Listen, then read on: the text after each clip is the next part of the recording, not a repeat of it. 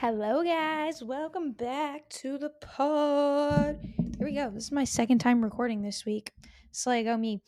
Today's topic or episode is going to be a little bit longer than some of the past ones that I've done. And we're just going to take a big old deep dive in. These are 9 common myths that you may have heard in the health, wellness, fitness space, and I want to debunk them. So we're just going to hop right into it. The first one that I wrote down was this connotation of eat less, move more. This has a time and a place, and there is definitely nuance to this. If you're somebody that there's two different spectrums, okay? If you're a girly that's been chronically under eating, dieting, in a calorie deficit, or maybe even under eating and you don't even know it, you don't even know that you're under eating because you don't track your food, whatever, and you're like, I can't lose weight. I've tried to, under eating, but you're actually are you like, I'm tried dieting, you've been dieting, likely is because you've been there for too long. You've been in that space for chronically under eating, and when you're in that space, your body, what it does is it adapts, and that becomes your new metabolism. Your thyroid starts to slow down, it stops producing as much thyroid hormone, therefore your metabolism slows down. So what you need to do in order to fix this is start to slowly increase your calories up by maybe 100 a week, just depending on how your body responds. Get your body to at least 2,000 calories. Stay there for a while before you decide to go into a calorie deficit, into a fat loss phase again. Now, there's another side of the equation where a woman has been eating in a surplus for years and years on end, and she is overweight. And yes, she does need to eat less, and yes, she does need to move more. But if you're somebody that's coming from that spot of you've been dieting, then you don't. Another thing too is to take into consideration is I I could be, very stressed out. I'll just take myself for an example. So last year I did a mini cut, and yeah, I had to eat a lot less because my thyroid had slowed down because I was cutting for so long. And so what happened was, whenever I started, which I did, I was losing weight, right? Because I was in that calorie deficit. Now my calorie deficit had to get really, really low, like 1,000 calories for 3 days at a time. And then I'd have like one high day to help keep me going. Now, I didn't have a period at this time, so definitely would not recommend that to somebody if you're wanting your hormones to stay good. That was pretty dumb on my part. All that to say is, when I started reversing my calories back up, my body started responding well because that food is being poured into training, and now you have food for brain power and function, and your body start functioning better. And I actually started to get leaner because I had started increasing my food again. Now there comes a point in time where you're going to get to a baseline of calories where your body's not going to lose that weight anymore. It's probably going to maintain unless you go into a surplus and you're going to gain the weight. And so you're ignoring your hormones, and you're also ignoring gut when it comes to that. Because if you have low stomach acid, like if you have some gut issues going on, how you know you have low stomach acid is, you burp a lot, you don't feel hungry at all. If you have proper stomach acid, you will feel hungry probably every 3 to 4 hours, which is a good thing. When you have sufficient stomach acid, your metabolism is better. And so that can't apply if your gut function is fucked up and you try to eat less. Well, what's going to happen? So, cortisol and stress in general have to take that into account too, because if you're chronically dieting, that's going to bring that stress level up, and therefore, same thing, not going to be able to. You also have to think about blood sugar. If blood sugar gets too low, if blood sugar is too high, you also have to consider that. And stress directly impacts blood sugar. And so blood sugar could be completely skewed and high, and you not even be eating a lot of food or that many carbs or that much sugar. So, eat less, move more does not work for everybody. There is nuances to every single thing. I'm so tired of seeing this online. Eat less, move more applies to the majority because the majority are overeating. But there is a fraction of women that are under eating, and that is exactly who I'm talking to. I'm not talking to the women and to the people that actually need to diet. Case closed. Second myth: if you're bloated, it's probably gluten or dairy. This is not always true because there could be some gut lining integrity issues that are going on. What happens is, when you get leaky gut, aka leaky gut or gut permeability is what I was going to say, is the lining of your gut becomes almost not thin, but it becomes more permeable, meaning toxins can come in there quicker and they can really wreak havoc on your body. And so that's why repairing your gut lining is very, very, very important. And so if your gut lining is strong, then gluten or dairy should not and would not affect it as much. So how you can support your gut lining integrity, there's a couple supplements like a gut cocktail, I guess you could say. So 2 ounces of aloe vera juice, some warm water, electrolyte tablet. I like the NUUN ones at none. Uh, Zinc carnosine, 2 capsules, pull them apart, put them in there. 20 grams of powdered glutamine every single morning. Help rebuild that gut lining. Now what happen what tears the gut lining down is poor food, stress, high stress. And so regulating that stress, managing stress is going to help so much. But you can also supplement with that. And I would 10 out of 10 recommend that for anybody. Another thing too is you have low stomach acid. Low stomach acid can also come from stress. So you need to support your stomach in that way. The ones that I mentioned in the gut lining integrity also help that. Also, DGL, which is D something licorice, that can help. Marshmallow root, all of these things can help. But it starts with nutritional therapy. When you start with nutritional therapy, eating real dense foods like sweet potato, getting insufficient protein sources. So think grass-fed beef, chicken, whatever. Fruit is a really good one. Blueberries, those are full of antioxidants, and like I've already mentioned, managing that stress. Another thing too that could be contributing to the sensitivity of gluten or dairy is you lack the enzyme lactase to help break it down, and so you could take digestive enzymes. And these are just things that you could do. I'm not saying you need to do them. I'm saying they can help support. You should always consult with a coach or somebody before you start incorporating these things. And really, you need to get down to the symptomology of what's going on all inside of your body. What digestion issues and symptoms are you having? What hormonal symptoms and issues are you having? And that's why I feel like my health coaching is very, very good, because I'm so detail oriented on the exact symptoms you're dealing with and how we're going to eradicate those. And usually it's the most simple approaches, but sometimes we have to incorporate these things in there to help with that. Number 3, birth control fixes hormone issues. You already know what I'm going to go with this. Birth control does not fix any hormonal issue. It helps control the symptom, just like any other medicine on the line does. You're not getting to the root of why your periods are bad or why you have the hormonal chaos or why there's hypertension. You're just sticking something on it, which is fine, but not unless you're not going to work towards the lifestyle things, the preventative care to help with that.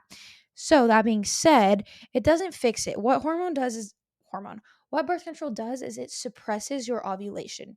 Therefore, you do not ovulate. You're not getting the the you're not getting that connection from brain to ovaries of like, hey, let's ovulate. That's what it suppresses. And so therefore you don't have a period when you're like, oh, I'm on a period on birth control. You're not. It's a withdrawal bleed. That's not a real period.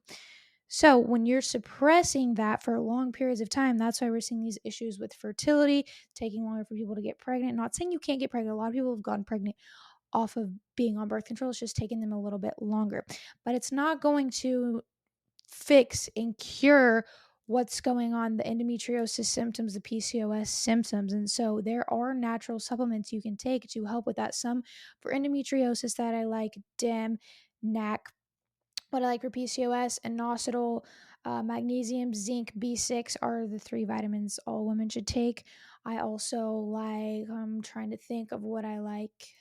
NAC and DIM for the endometriosis to help support estrogen detox. Same, that can also apply to the PCOS thing. Uh, Omega-3 fatty acids are good, which is DHEA, EPA, getting that in. Not DHEA, DHA, EPA, your omega-3 fish oils.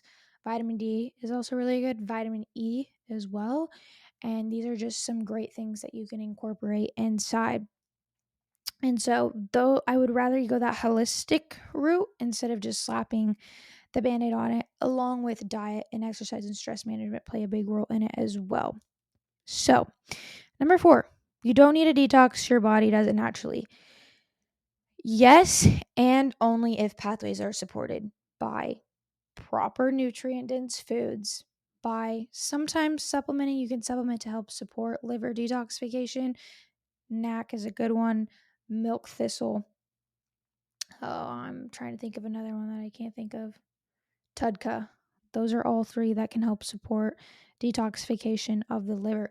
Another thing that you can do is to help with the load, help decrease your load. I'm trying to say burden.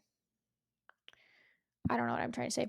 Help decrease the toxic load, I guess I could say, by not using plastic to heat your food up in or to store your food in, because microplastics get into there, and just being more of aware of the things that you're consuming that are not food. So using glass Tupperware and reducing more plastic exposure, like plastic water bottles, things like that, can help a lot. And just a lot of the like fragranced candles and stuff, which I actually do like those, I'm not gonna lie. I do like a good candle. I do like a good candle, even though it's endocrine disruptor. Do what you can. You can't do everything at once. Focus on the basics, because you'll go down a rabbit hole and you'll be like, oh my gosh, this couch I'm sitting on has flame retardants on it. Oh my God, I'm gonna freaking die. You can't be that caught up in it, because you'll start to freak out and stress out more, and that's gonna make things so much more worse. So make sure you're living your life. Just remove things where you can. Okay? Next, low fat diets are better for fat loss hormones. You probably have heard this a lot. Be like, oh, my cholesterol's high. Like, I shouldn't be eating eggs and I shouldn't be eating fat.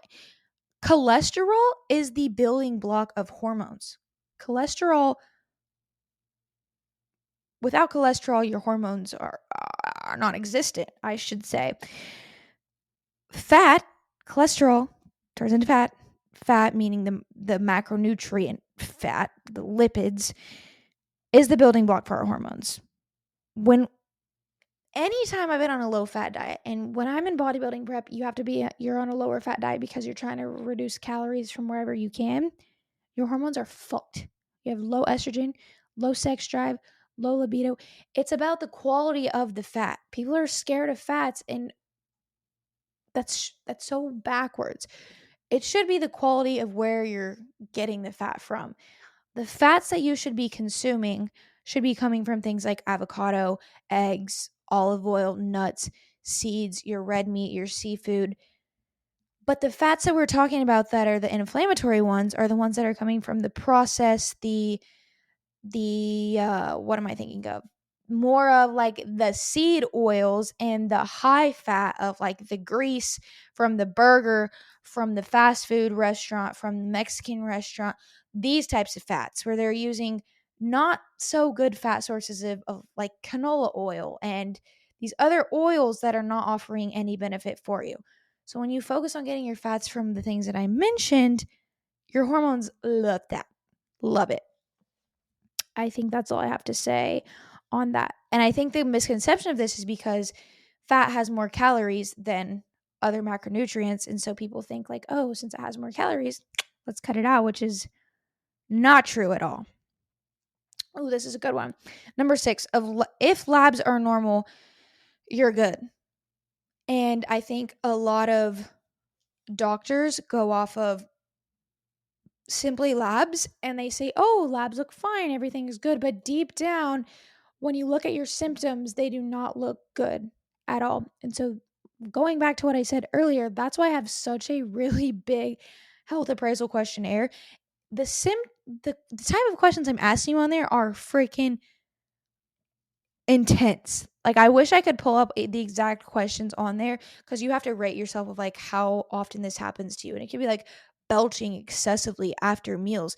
Anytime I eat a spicy food, I get heartburn. Like, very, very in depth of like a specific thing that could happen and the exact outcome, and then you rate it, and then it tells us what things need the most work. So I do have clients come to me, they're like, my labs look good, everything's fine, but like they're not losing weight and their periods are regular, and the list goes on and on and on.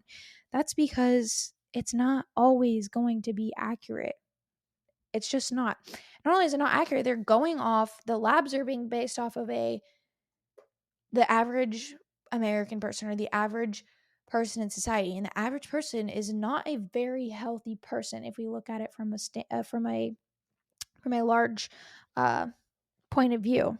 So, all right, number 7, gut issues equals IBS. How many of you have had gut issues and you go to a gastro or somewhere and they're like, oh, IBS? I, for this exact reason, did not go to the doctor for any of my GI issues. And I will not go to the doctor for any of my GI issues because I know they're going to say IBS. And I've been able to fix, with the help of my coach, so much of my gut issues and my gut symptoms simply by herbal supplementation, of controlling my stressors, of fixing things inside of my diet.